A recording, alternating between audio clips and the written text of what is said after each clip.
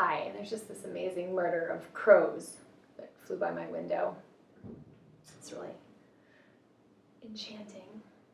So I wanted to just do a really quick video on some tools of the trade, and I don't use a lot.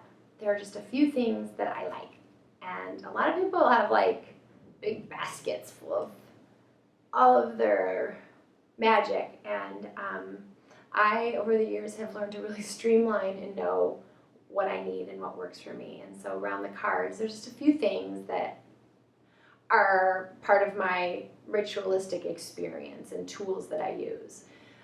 One is a grounding meditation. I have to ground myself, otherwise I go really far off.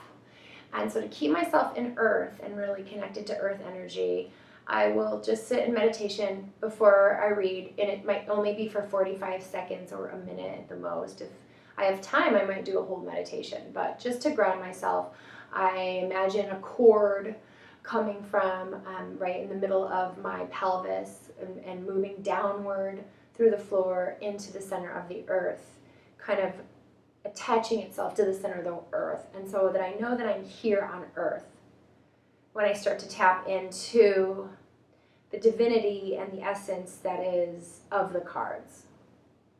And that really helps me stay present. And especially when I'm with another person, because I can kind of like expand a lot, and I like to stay grounded. So I ground. Then I cleanse my cards and myself.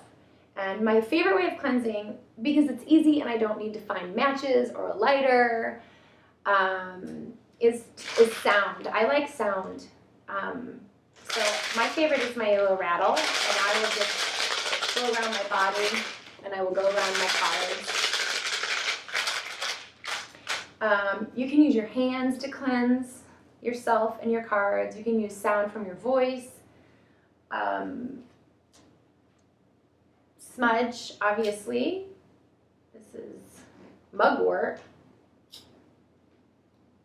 from over the pass where I live. Oh, we have a visitor. And we can cleanse our cards and our space that way. And another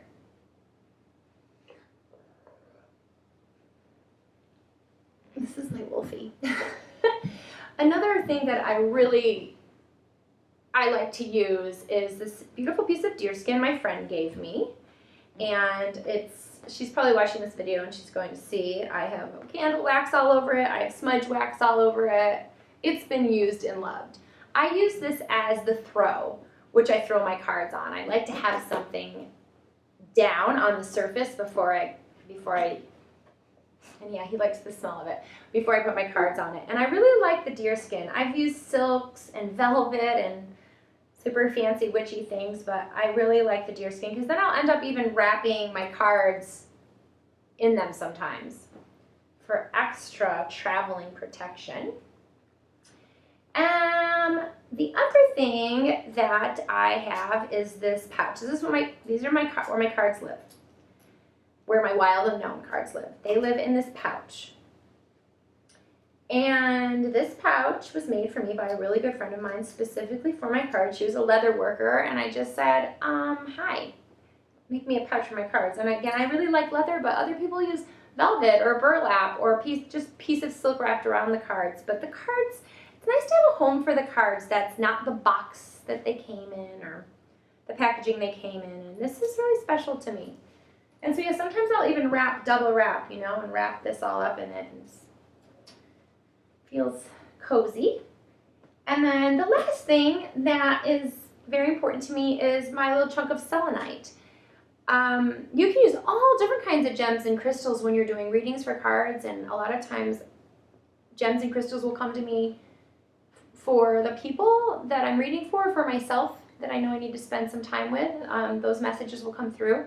But the selenite, I put this on top of my cards every single night, and anytime I'm not using them, this goes on top of them.